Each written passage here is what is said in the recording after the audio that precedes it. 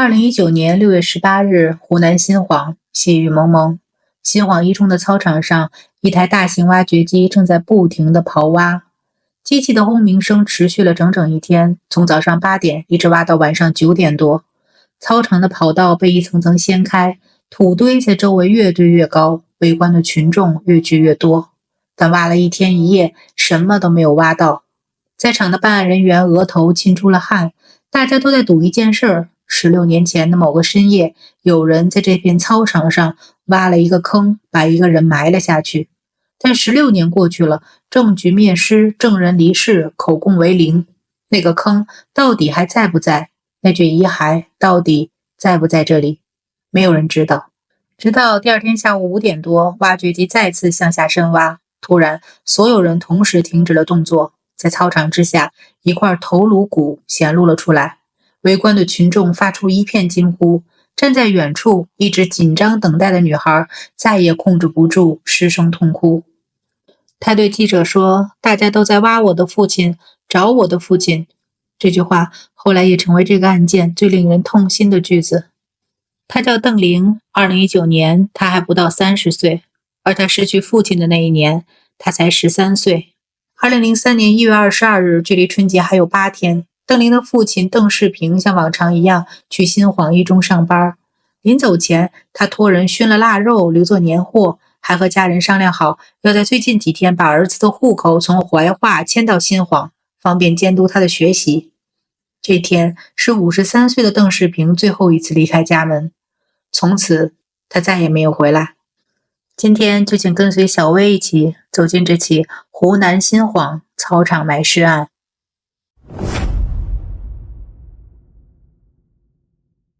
故事要从2001年说起。2001年12月，湖南怀化新晃侗族自治县的下岗职工杜少平，通过不正当手段违规承揽了新晃一中400米操场的土建工程。他聘请罗光忠等人管理，聘请舅舅黄炳松帮忙多方运作。这个舅舅就是当时新晃一中的校长。新晃一中委派总务处的邓世平和另一位老师姚本英监督工程质量。邓世平1950年出生，共产党员，在新晃一中工作多年，为人正直耿介。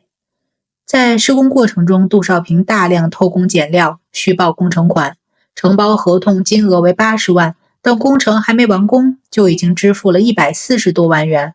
邓世平多次向领导提出质疑，不该付这么多钱，工程质量也不达标。在验收环节，邓世平拒绝在验收单上签字。同一位老师姚本英也因为工程质量问题向教育局写了举报信。这一系列举动让杜少平对邓世平怀恨在心，多次在工地上扬言要干掉他。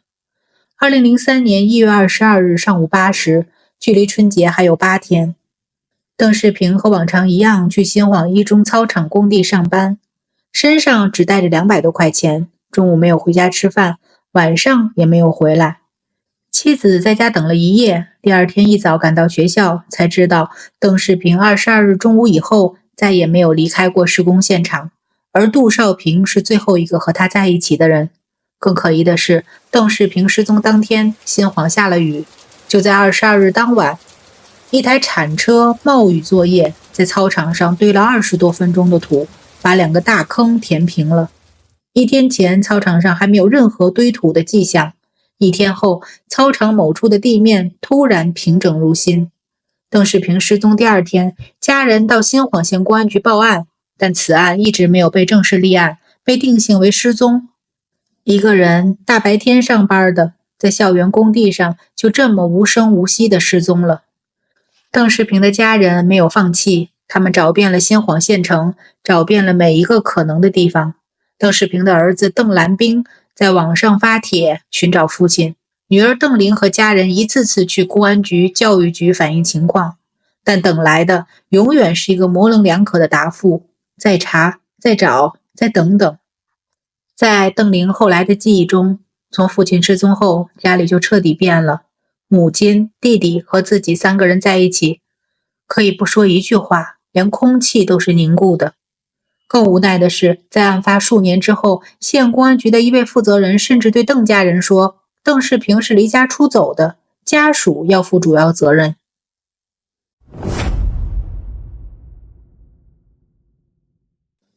从2003年到2019年，整整16年，邓世平的家人从父母到妻儿，从舅舅到亲友，无数次向各级部门写信、上访、举报，家中至今还保留着一摞摞发黄的举报信，每一封都承载着这个家庭的期盼。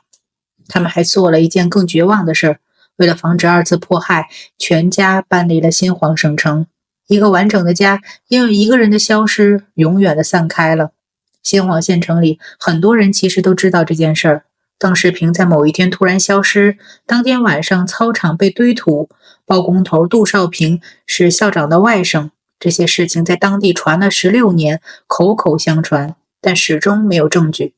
2019年，一个巨大的变局来了，全国扫黑除恶专项斗争深入推进，中央扫黑除恶第16督导组进驻湖南。邓玲和弟弟重新燃起了找到父亲的念头。亲戚朋友跟他说，中央督导组到了长沙，要抓住机会，再不抓住机会，父亲就再也找不到了。2019年4月30日，邓玲提笔写了一封信，这封信不长，但每一个字都像一把刀。他写下了父亲失踪16年的全部经过，写下了杜少平的可疑行为，写下了杜少平和舅舅黄炳松的关系，写下了公安局16年来从未立案的事实。他没有太多奢望，只是想把自己和家人的最后一次努力投进信箱。他没想到这封信落到了中央扫黑除恶第16督导组的手中，立刻引起高度重视。督导组将线索移送湖南省，要求组织精兵强将深挖彻查。2019年5月31日，怀化警方正式对杜少平操场埋尸案立案侦查。一个被埋了16年的秘密，终于有了重见天日的可能。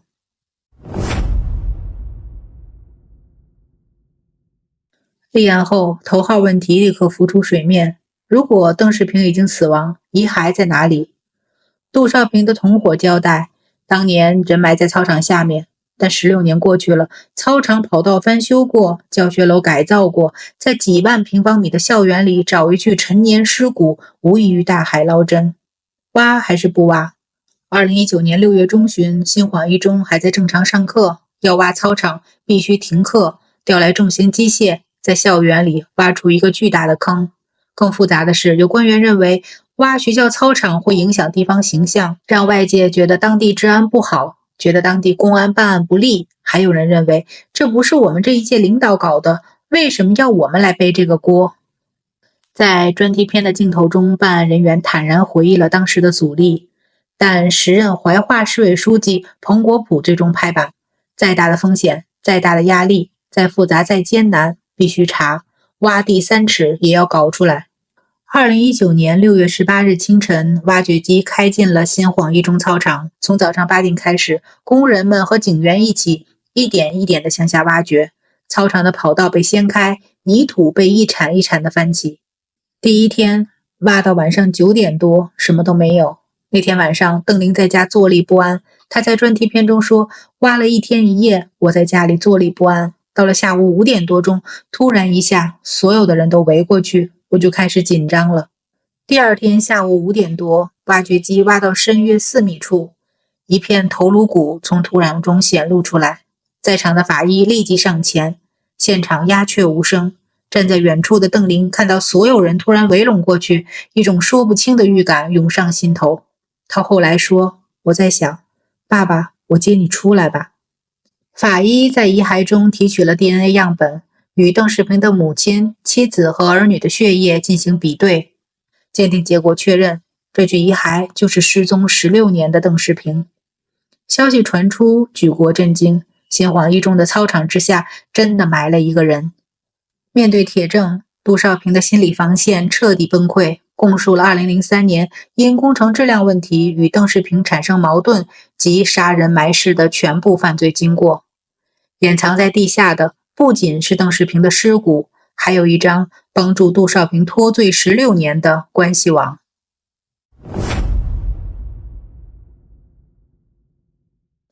杜少平杀人后，他的舅舅时任新晃一中校长黄炳松第一时间找到了自己的学生，时任新晃县公安局政委杨军。在学生时代，杨军曾是黄炳松班里的学生。在学生面前，老师把外甥推了出来。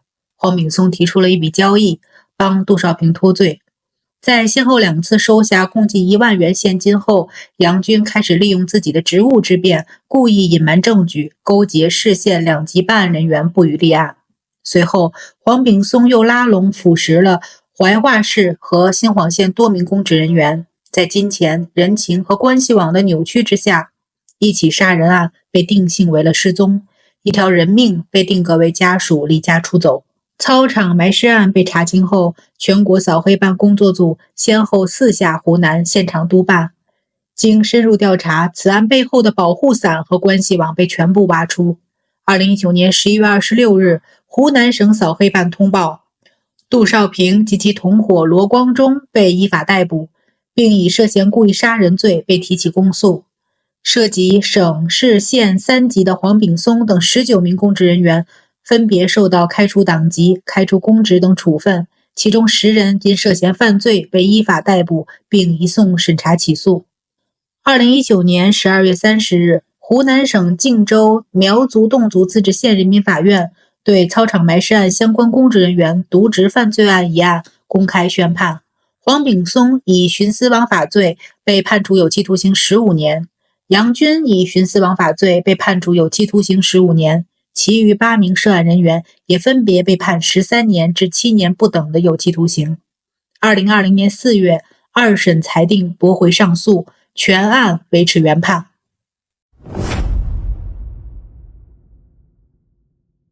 杀害邓世平的主犯杜少平的命运走向了一个更快的轨道。杜少平案底远不止故意杀人。2005年4月，他曾伙同他人故意伤害致一人轻伤。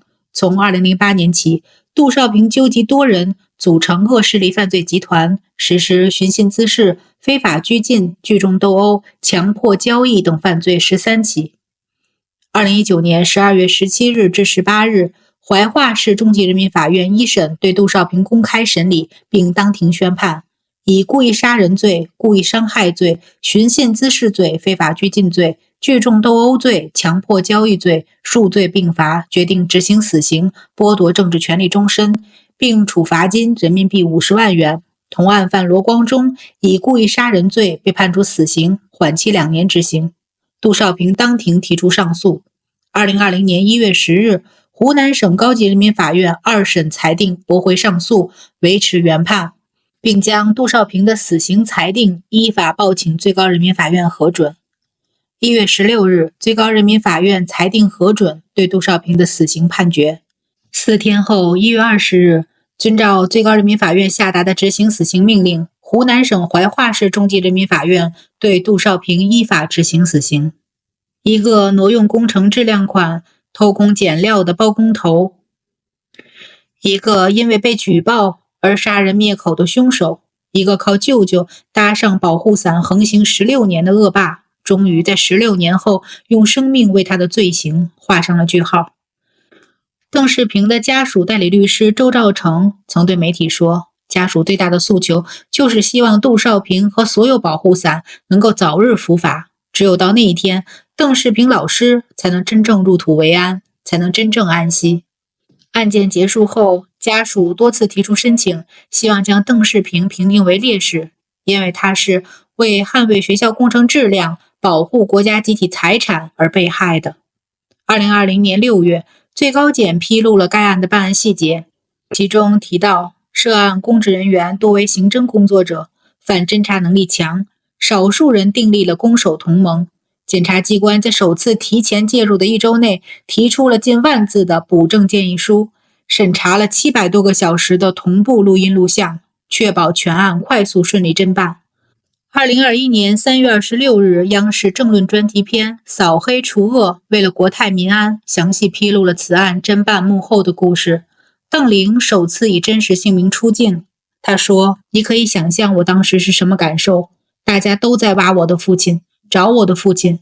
那一刻我就在想，爸爸，我接你出来吧。”他的父亲终于出来了，只是这一次父女相见的方式不是电话里的寒暄，不是年夜饭上的团聚，而是一台挖掘机，一具在地下躺了16年的骨骸，和一个再也无法被填补的16年的时间。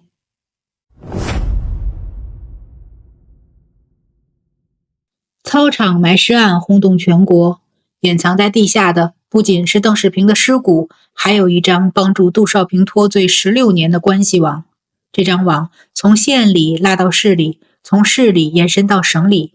一个黑恶势力头目，一个中学校长，一个县公安局政委，10几个办案人员，他们用16年的时间，试图把一个父亲的尸骨永远埋在操场之下。但最终是扫黑除恶的专项行动，是一封女儿的举报信，是中央督导组的铁腕督办，是把操场挖开的那一铲，让真相浮出地面。16年足够一个婴儿长大成人，足够一座城市高楼林立，足够一个家庭的希望被磨灭殆尽，也足够一个坚持原则的人在操场下一躺就是16年。如今凶手被执行死刑了，19个保护伞被处理了，女儿接回了父亲的遗骸，但那个在失踪前还托人熏腊肉的53岁中年男人再也没有机会和家人吃一顿年夜饭了。这场正义虽然迟到了16年，终究没有缺席。操场下是冰冷的真相，操场上是不灭的良知。不灭的良知告诉我们，邪不压正这4个字从不仅仅是一句口号。感谢您收看今天的小薇说案，我是小薇，我们下期再见。感谢大家观看今天的案件解析。如果您喜欢我们的内容，别忘了点赞、订阅小薇说案，打开小铃铛，第一时间获取最新更新。有什么想法或想听的案件，也欢迎在评论区留言，和小薇一起讨论。我们下期再见。